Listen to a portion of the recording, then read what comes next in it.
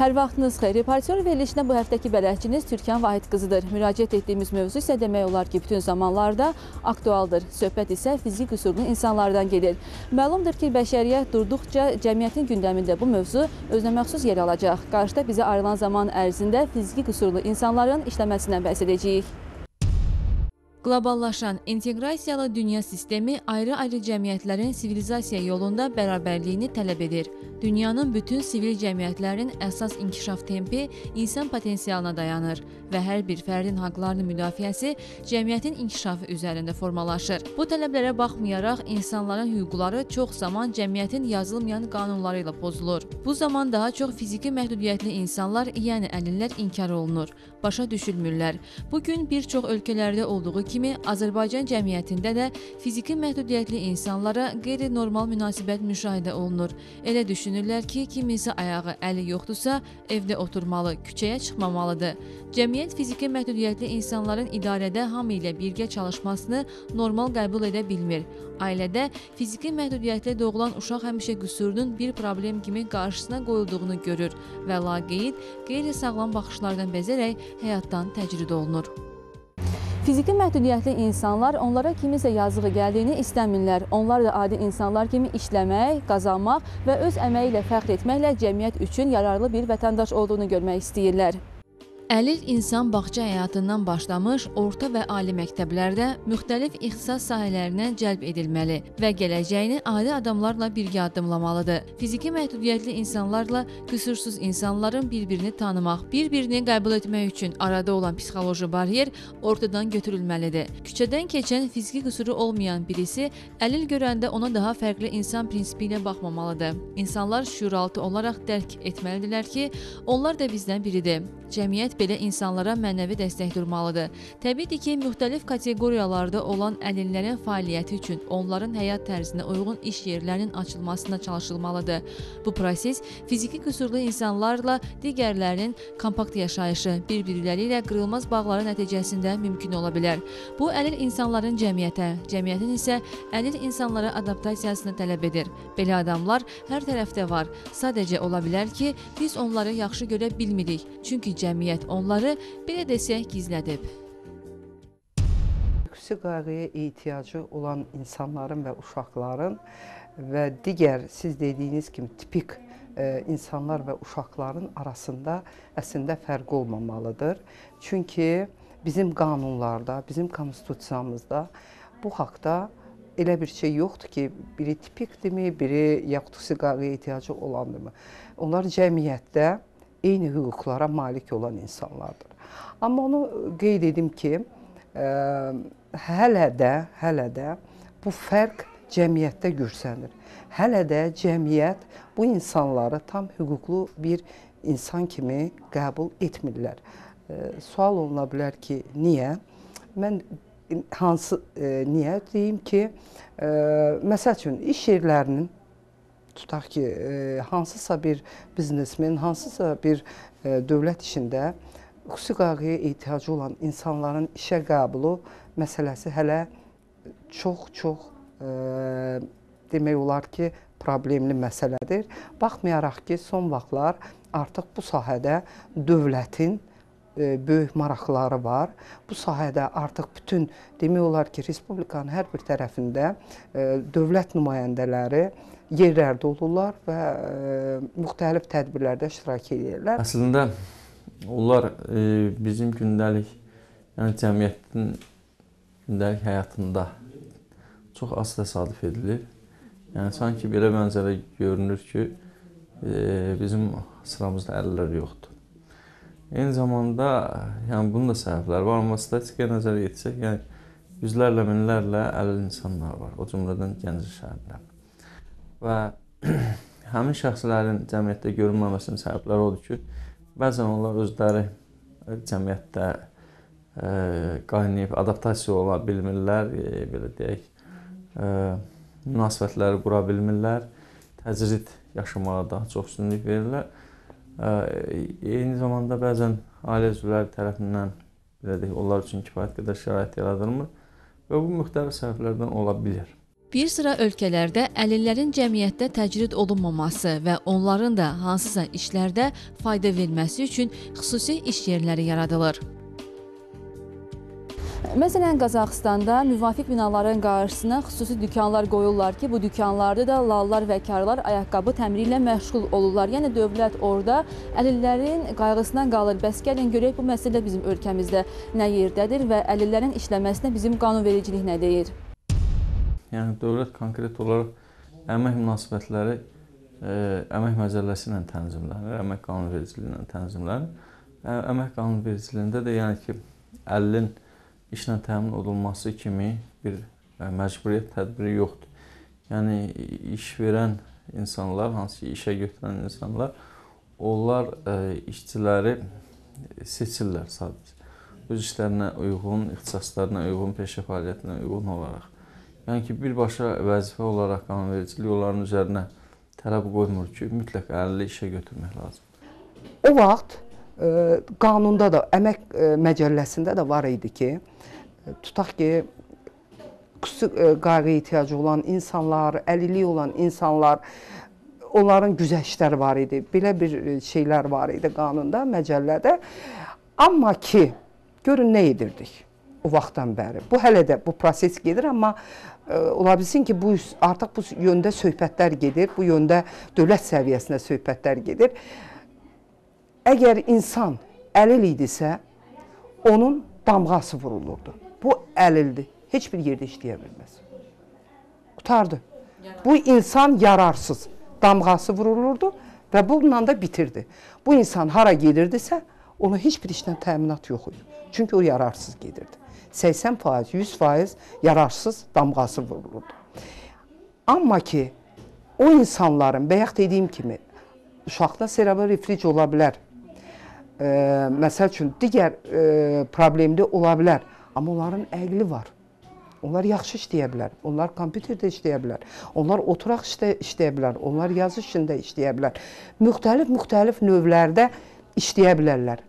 Amma biz elə bir o vaxtdan bəri bu damğa vurulub onlara. Amma artıq bu haqda, yəqin ki, siz media nümayəndələri də eşitirsiniz bu haqda televizorlarda da, mətbuatda da çox gedir ki, bax bu cür halları aradan qaldırmaqla. Artıq əlilliyi olan insanların özləri buna münasibət bildirirlər. Qanunvericiliyə əsasən əlillərin işlə təmin olunması müəyyən kvota ilə müəyyənləşir. İşçi sayından asılı olaraq əlillər müəssisənin 4-5%-ni təşkil etməlidirlər. Yəni, əgər müəssisədə işçilərin sayı 100 nəfərdirsə, onların bir neçə faizi əlil ola bilər. Əhalinin Sosial Müdafiəsi Nazirliyi Dövlət Məşğulluq Xidməti yerli icra orqanlarıyla birlikdə əhalinin sosial müdafiəsini gücləndirmə istiqamətində bir sıra ardıcı tədbirlər həyata keçirir. Bu tədbirlərdən qeyri-məşğul vətəndaşların münasib işlə təmin edilməsi, onların ixtisas dəyişmə və peşə hazırlıq kurslarına cəlb edilməsi, hətta ödənişli ictimai işlərə göndərilməsində köməklik göstərməsidir. Bildiyiniz kimi, bu şikəst əhalinin işlə təmin olunması barədə həmin müəssisələrdə kvota yerləri ayrılmışdır. Bildiyiniz kimi, şikəst vətəndaşların müraciəti ilə bağlı biz həmən vətəndaşların onların necə şikəst olmasını nəzərə alaraq həmin müəssisələrə göndəririk. Azərbaycan qanunvericiliyində əlillərin əmək şəraitini yaxşılaşdırmaq üçün bir sıra müddəalar öz əksini tapıb. Birinci qrup əlil istisna olmaqla digər qruplar üzrə əlillər fiziki imkanları çərçivəsində işlə təmin oluna bilər. Qanunvericilikdə əlillərin konkret hansı sahələrdə işləməsi müəyyənləşdirilməyib.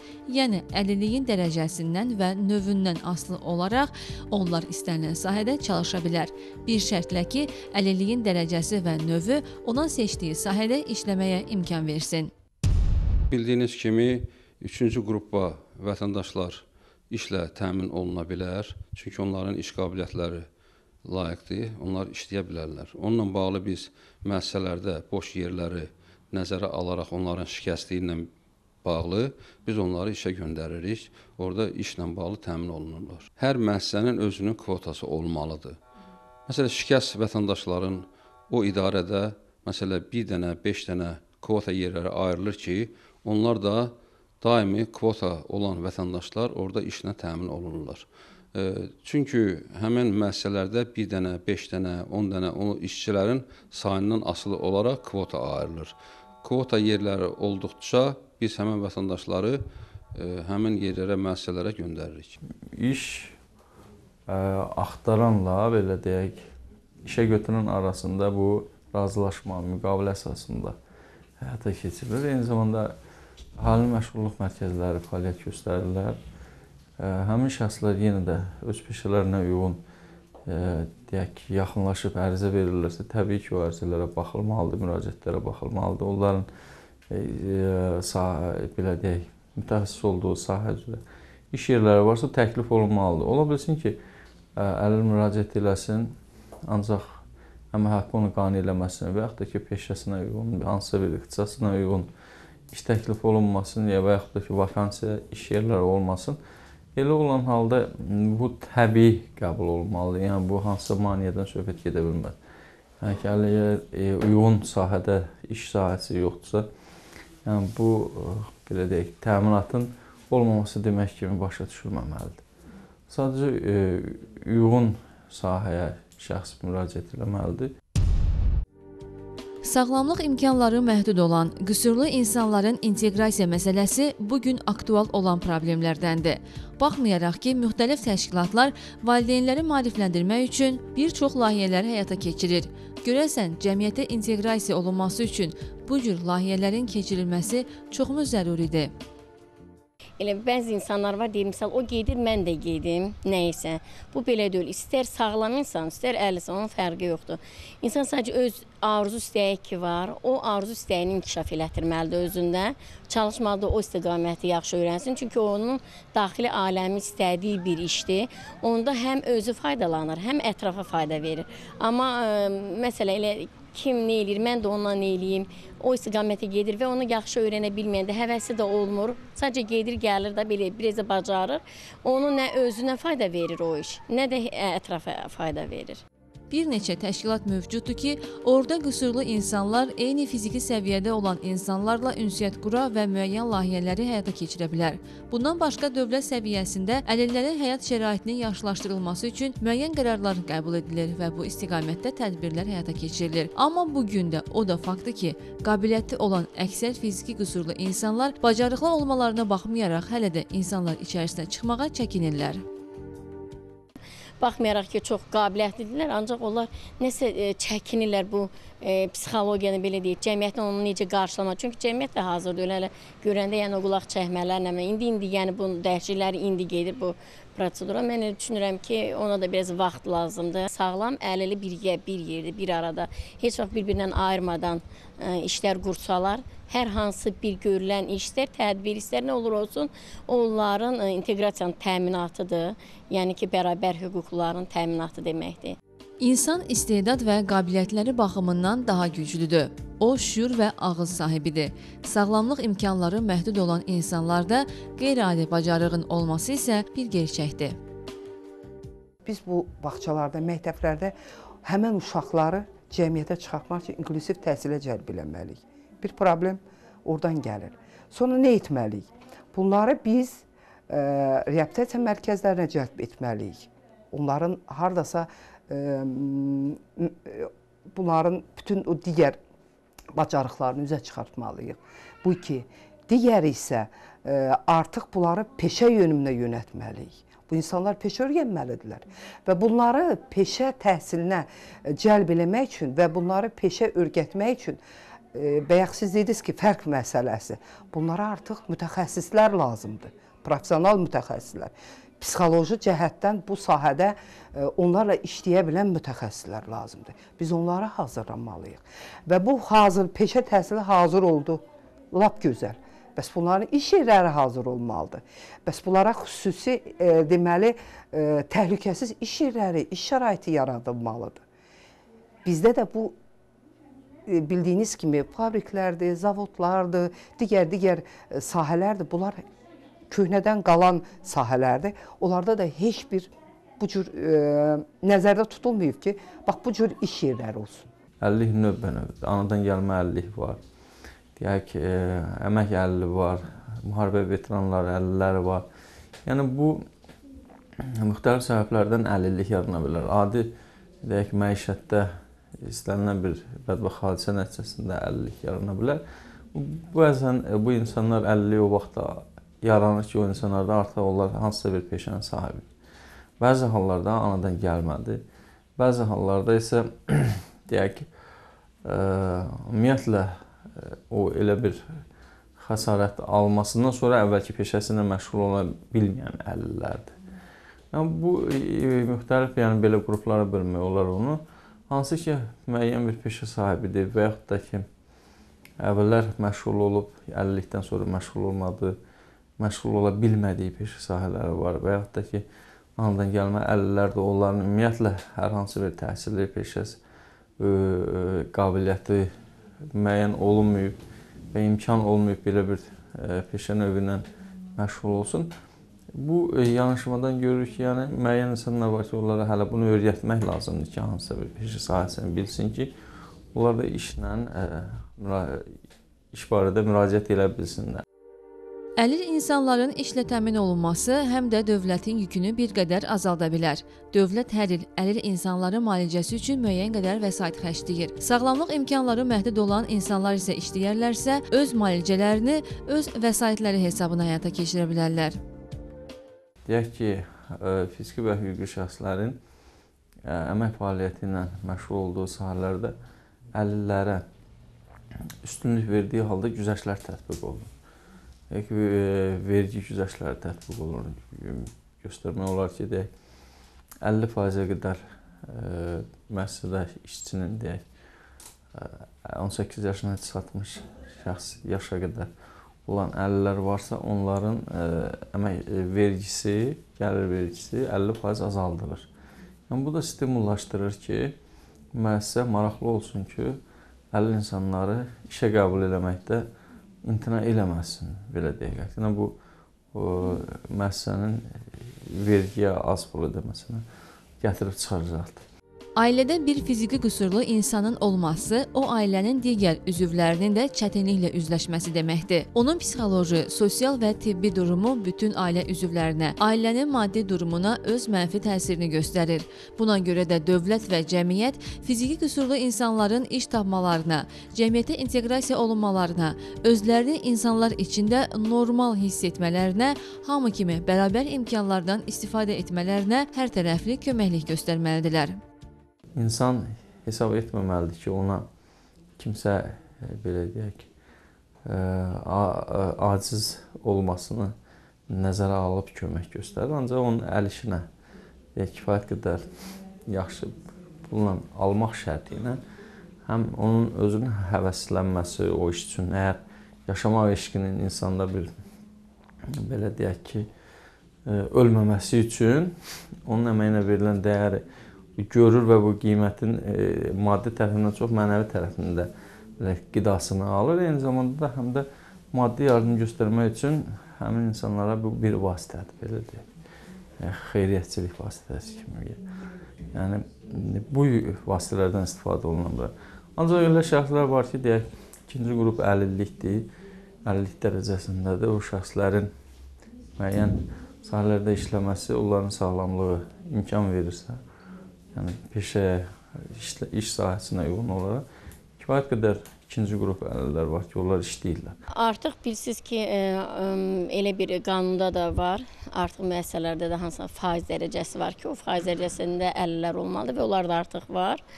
Mən elə düşünürəm ki, o yetərlidir. Çünki bugünkü gündə sahibkarlıq inkişaf edir. Ona görə bu özəl sektorlarda da, yəni yenə deyirəm, insanlar öz daxili bacarığına, istəyinə söykənməlidir. O ola bilsin, o elə bir iş görər, dövlətin hansısa bir işində çox yaxşı yerdə işləyə bilər. Əgər onu bacarmırsa, hansısa bir peşəni öyrənməlidir. Yəni insan öz daxili bacarığına, istəyinə söykənməlidir.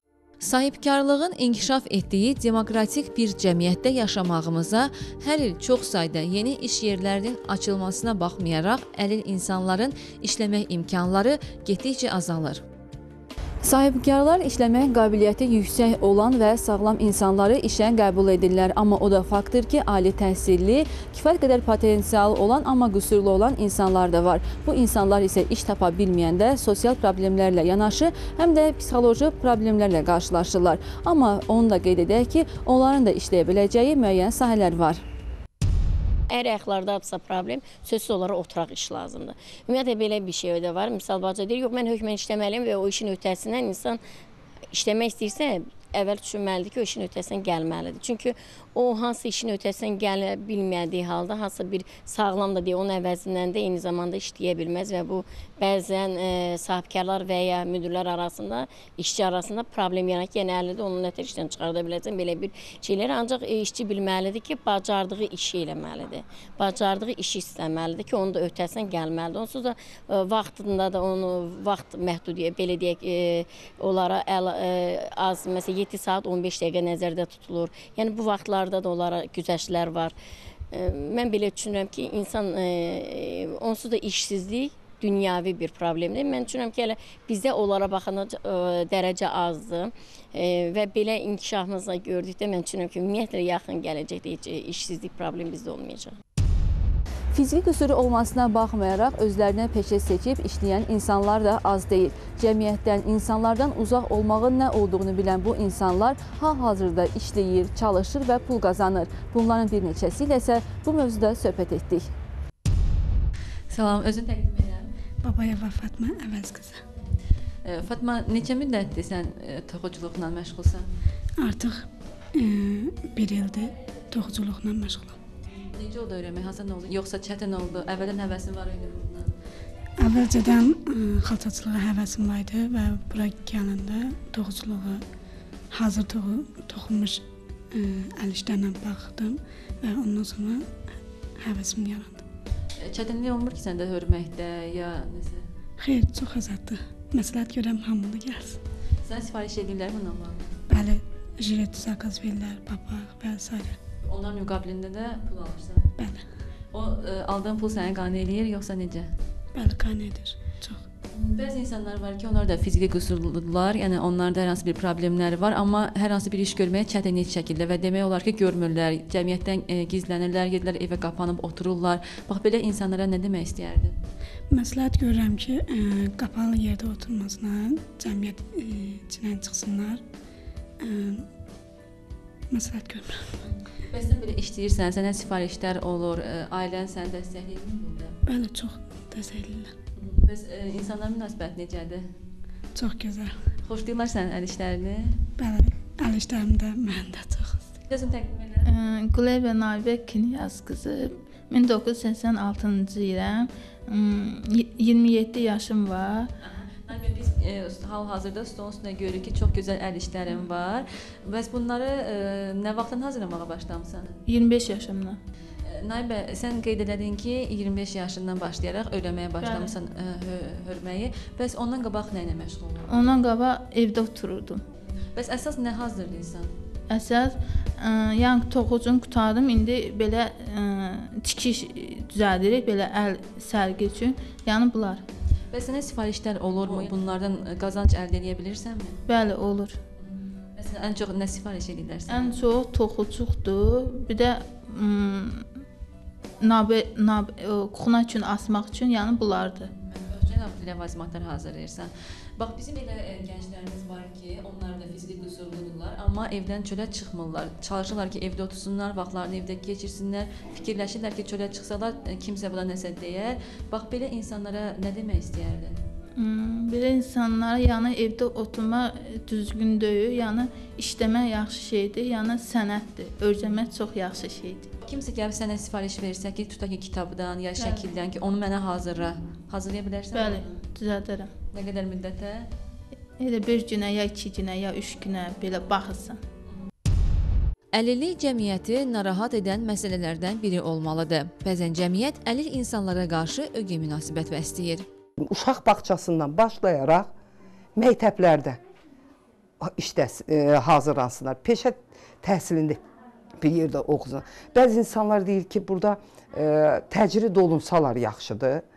Amma nə bilim, bu mənim fikrimdir. Bəlkə də kimsə mənlə razılaşmaz, amma mən düşünürəm ki, təcrid etmək olmaz. Fiziki qüsurlu insanlar digərlərindən fərqlənməməlidirlər. Çünki əlil insan üçün fiziki məhdudiyyət elə bir ciddi məna kəsb etmir. Bu insanlara sadəcə olaraq dəstək vermək lazımdır. Onlar da digər insanlar kimi ağıllı və bacarıqlıdırlar. Yeganə fərq onların fiziki cəhətdən qüsurlu olmalarıdır. Onlar ağıllarına, savadlarına və dünya görüşlərinə görə heç kəsdən geri qalmırlar. Hətta elələri də var ki, gözəl sənətkardırlar, istedadları, bacarıqları var. Sadəcə bunları üzə çıxarmaq gərəkdir. Dünyanın inkişaf etmiş ölkələrində olduğu kimi Azərbaycanda da əlillər müxtəlif hüquqlarından istifadə edirlər. Amma bu sahədə hələ də problemlər var. Hər halda onlara şərait, bərabər imkan yaradılmalıdır ki, onlar da cəmiyyətdə öz layiqli yerlərini tuta bilsinlər.